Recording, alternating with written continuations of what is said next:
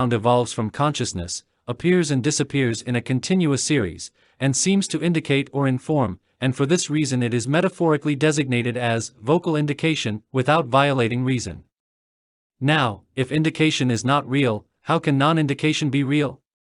However, vows or intentions of good and bad for a certain time could be metaphorically established as being non-indication, with no violation of reason. This means that it metaphorically exists in a situation in which seeds of good or bad volitions increase and grow on the basis of the expression of outstanding physical or vocal acts, or in a situation in which the intention is actually active and stops physical or vocal acts during samadhi. It is asked, in the scriptures, the Buddha mentions 3 kinds of action. Do you not deny this in denying physical and vocal action? We answer, we do not deny them. We merely deny that they are form. We say that bodily action is an intention that moves the body, and vocal action is an intention that produces words. Because the 2 intentions of reflection and judgment are connected with mind and agitated, they are called mental acts.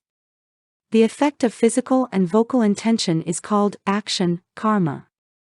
We speak of action as a path, because it is traversed by the intentions of reflection and judgment, and because it is a path that leads to the production of the fruit of retribution of pain and pleasure. Therefore, intention is the essence of the first 7 paths of karma.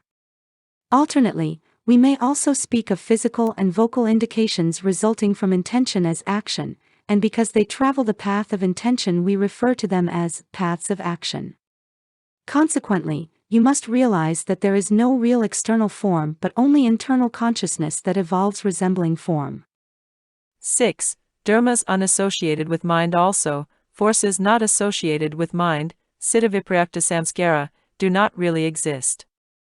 Why? Because such dharmas as acquisition, prapti, and non-acquisition, aprapti, do not have substances or characteristics that can be perceived in the way that form, mind, and mental activities can, and besides, no function of their own distinct from form, mind, and mental activities can be found. Consequently, you must realize that they definitely do not exist. They are established metaphorically on the basis of states of form, mind, etc. They definitely do not have real substances or functions apart from form, mind, and mental activities, because they are admitted as belonging to the category of aggregates, skandha, such as form, etc. Or, they do not really exist, like things that are absolutely non-existent, because they are not categorized as mind, mental activities, form, or unconditioned, dharmas. Or, they do not exist, because like other fictitious entities they are not included among other real dharmas. How do the Sarvastivadins, etc., know that acquisition and non-acquisition have real substances and functions apart from form, mind, etc.?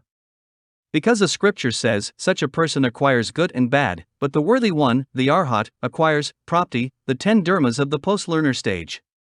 It also says, ordinary people do not acquire noble dharmas, and a worthy one does not acquire afflictions. It is said that this language of acquires and does not acquire refers to acquisition and non-acquisition. The scripture in question does not say that acquisition and non-acquisition have real substances and functions apart from form, mind, etc., so the proof is inconclusive. The scriptures say that a world-conquering monarch acquires the 7 treasures. But how can one acquire the body of another or inanimate objects? If it means that the king exercises power over the treasures and in that sense acquires them, then is this not also so of such things as good and bad? Also, if, in clinging to a real acquisition, it is said that the treasures can be said to be acquired because they are actually present, then how would you know that the good and bad dharmas that you can obtain exist apart from the present moment?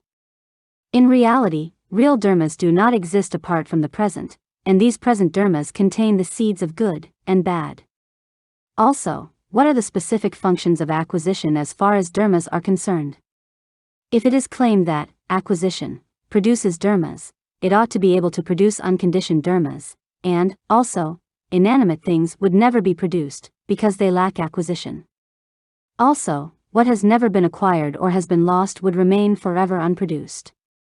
If the cause for birth of dharmas is an acquisition born with them, then the 2 births would have no function. In the case of someone possessing good, bad, or indeterminate dharmas, these would be present instantly, and if they require conditions to be present, then acquisition serves no purpose.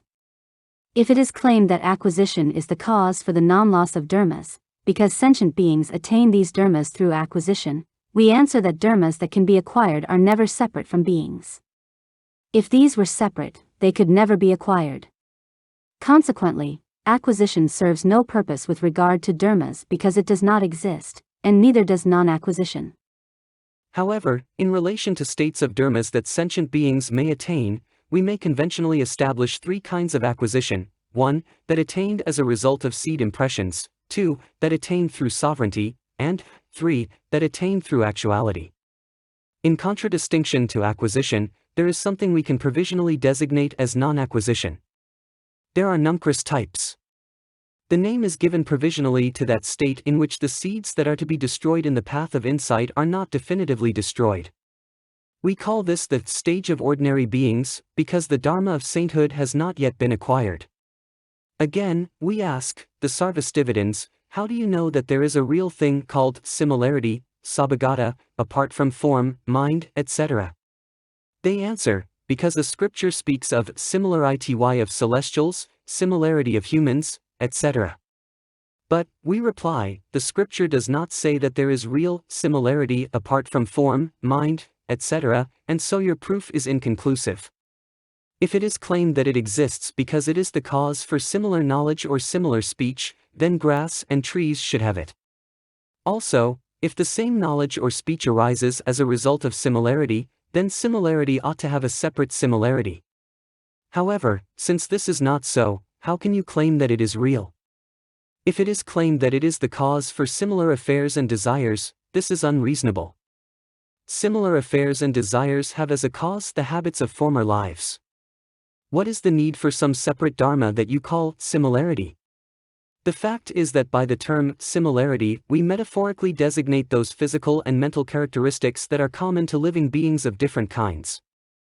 Also, we ask the Sarvastivadins, how do you know that there is a real vital principle, jivatendriya, apart from form, mind, etc.? They reply, because a scripture speaks of life, heat, and consciousness, and you should know that the vital principle is what is referred to here as life.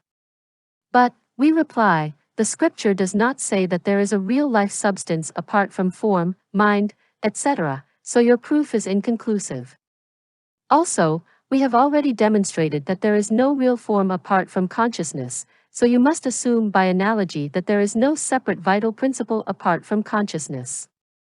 Moreover, if a real vital principle exists apart from consciousness, then it must be like feeling, etc., and not a REA, vital principle. Why then does the scripture speak of life, heat, and consciousness?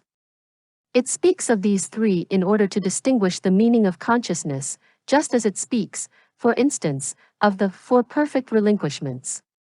The Sarvastivadins ask, but when one is in the trance state of unconsciousness, must one not be without life and heat?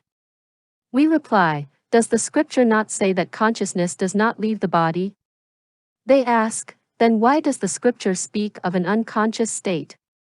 We reply, in that state, the evolving consciousnesses are suppressed, but not the aleya, consciousness. Later, we shall discuss the reasons for the existence of this consciousness. This consciousness is sufficient to act as the substratum for the three realms, the 6 paths of existence, and the 4 forms of birth. Because it is universal, is constantly continuing in a series, and is the fruit of the maturation of causes, there is no need to cling to a separate vital principle. The truth is that the term vital principle refers to powers or abilities of various kinds that result from action and that are supported by seeds that engender the 8th consciousness, and these powers enable form, mind, to endure for a time. Again, how do you, Sarvastivadins, know that the 2 attainments of unconsciousness, in samadhi, and the fruits of the meditative state of no thought have real natures apart from